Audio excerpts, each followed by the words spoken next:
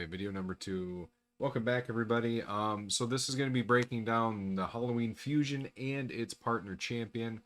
And I'm just going to preface this right now. I'm going to save you some time. Skip. It's a fucking skip. They're not worth it. They're not going to be worth your resources or time.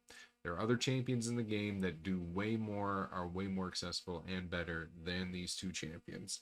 I do like that they were inventive with the design of these champions and where they pulled them from. It'll be pretty quick. You'll know exactly where they're from right when you see them. Let's just kind of get into it right here. Let me bring that up. So the first one is going to be Gretel Hagbane. All right. And yes, it is her and her brother Hansel und Gretel, and this is going to be based on Aesop's fables. I think it's inventive. I like it. I like that, but we're going to break down their abilities here real quick. I'm going to tell you it's a no. It's just going to be a no, and we're going to keep moving forward. Save your resources. That's what I'm going to tell you. Wait for Christmas. See what Christmas brings. I'll zoom in a little bit here. There we go. So her A1, Evil Undone, she'll attack an enemy and has a, looks like 75% chance when booked to place, decrease defense for 2 turns. If Hansel is on the same team, attacks all enemies instead, has a 25% chance of placing 60% decreased defense on all enemies for 2 turns, but also places an extra hit against enemies under any buffs. It's alright. You know what I mean? Her A2, Shadow Seeker Bolt, attacks one enemy. It's a 3-turn cooldown when booked, and she'll hit them 4 times. Pretty decent. The first hit will ignore 10% of the target's defense. The second one does 15%. The third 20%, and the fourth 25%. If this attack kills an enemy, it will reset the cooldown of this skill and fill this champion's turn meter by 50%. And then we look at her A3, Sacred Ritual. 3-turn cooldown when booked. She'll do an AoE attack and decrease their turn meter by 25%.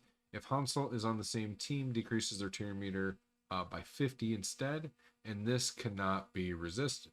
This fills this champion's turn meter by 20% for each enemy alive after the attack. So essentially, she can just keep recycling through her attacks, because I doubt she's going to be killing anybody, especially in this arena meta. And then Sisterly Bond is her passive. It's got a 3-turn cooldown. Her passive on it is fills her turn meter by 50% whenever an enemy is granted an extra turn. If Hansel is on the same team, will also fill their turn meter by 50% whenever an enemy is granted an extra turn. The active effect, if Hansel is on the same team and is killed by the enemy, it will instantly activate her A3.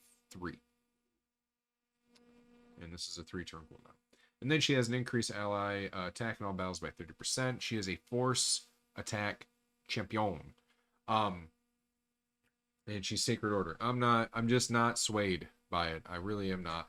I like the idea. I like the look of this champion to be kind of like that Hugh Jackman, help me out here, Van Helsing vibe her and her brother end up having. But really, it's a skip, man. This champion, again, like I say in a lot of the videos, power creep is real, and if a champion doesn't do enough, it's not worth the resources to essentially try and get. You know, unless you are the person that's a Pokemon person, and they're like, I gotta catch them all. Then that's on you. But personally, me, even early game, mid game, late game, it's a pass. You're gonna have to pass, in my opinion. So I will be hoarding resources. I will be skipping this. But her partner, Gretel, yeah, that one's also skip as well. Yep, spoiler alert. The thing about this though is Hansel. There's going to be a deck of fate during the fusion, and it's more than likely he will be the person that is in the deck of fate. Now, he has a better affinity because he is a magic attack damage dealer from Sacred Order. And somebody, shout out Dead Skill, I love you, dude. He said about Gretel, he said the champion has a crossbow, automatically is going to be shit. And that, I mean, I can't think of a champion other than Inquisitor Shamael that is actually good with a crossbow in the game. Let's go over this guy's abilities quick. A1, Purge All Evil. I love the names.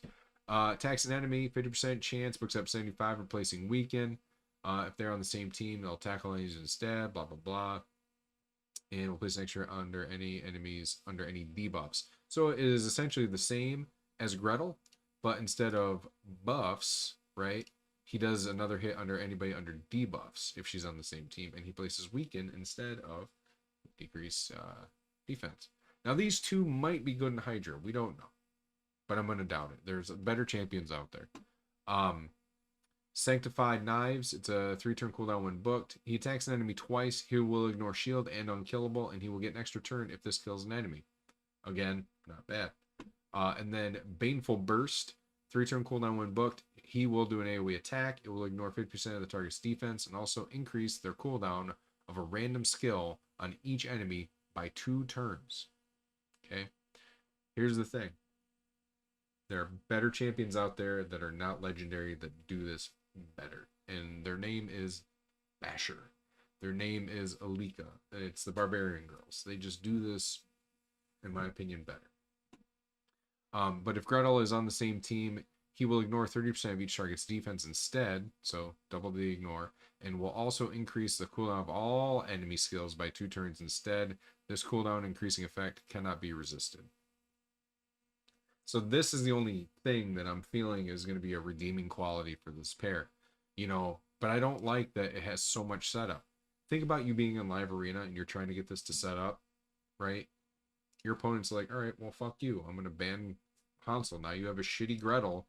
Now what are you going to do? Fucking sit there and jerk off, I guess. It's just not going to work out. It's a 3-turn cooldown on this. And then his passive, Brotherly Bond. Passive effect reflects all fear and true fear from this champion to the attacker, so that's not bad. If Gretel is on the same team, reflects all fear and true fear debuffs placed on her back to the attacker as well.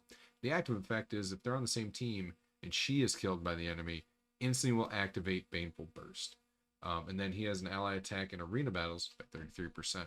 He is obviously the better of the two, but I don't like either of them enough to go for him. And my advice to you is save your resources. Just save them. That generally seems to be the consensus in my clan right now is, you know, we're going to be doing bare minimum and we're going to be focusing on Hydra and Siege because we a clan and we tight. That's what's up. We just got another win in CBC, which was great. But yeah, so that's going to be it, guys. I'm just telling you, he's going to be in the deck of fate. Most likely he will cost 20 sacred equivalent. And then I'm going to tell you, it's a skip, baby. He's a skip for the deck of fate. This bitch, she is a skip for the fusion. Even if it was fragment, it's a skip. But I hope everybody has a wonderful weekend that's coming up. Little update on me. We just did a private gig for North Dakota insurance conglomerates. They came together for a conference and they asked us to do stand-up. I did 15 minutes. My first half didn't go over so well with them, but the second half I got them back and I finished really strong, so it was great. I got a lot of compliments from the comics and feedback, and the people came up and they're like, hey, I like your bit. I was like, oh, thank you, appreciate it. And then actually all of us did very well at that. And then we went right from the show, we went to open mic across the street, and shout out my boys Cole and Samson and all them, Cole and Dom and all my guys, Jim, Eric, and they held it down for us until we were able to get done with the show and get over there, and then we started open mic, and that was great. So I really appreciate that they held that for us. Got a really tight-knit community. But yeah, if you guys have any questions and you want to see a champion spotlight breakdown, please comment down below. Say something. Hit me up, baby. I'm always down to talk. But yeah, like I said in the last, I did a video on Carnage, and I did the whole video, and it was 30-minute long video breaking down Carnage and where you can use him at and like what he's good at and stuff. And guess what? My microphone was muted on OBS, and I was pretty pissed. But yeah, that's about it. We'll catch everybody in the next one. Bye-bye.